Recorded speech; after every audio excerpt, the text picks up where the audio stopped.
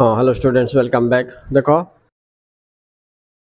एबे exam questions देखो exam question model जो एमती आसला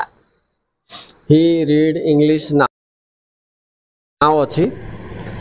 my friends cut vegetables today today अच्छी तो तमे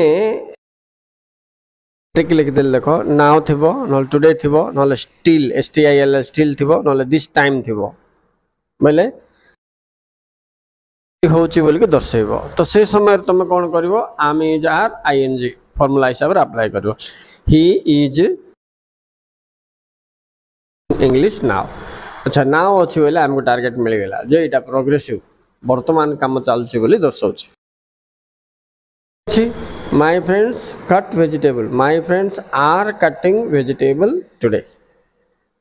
सिम्पली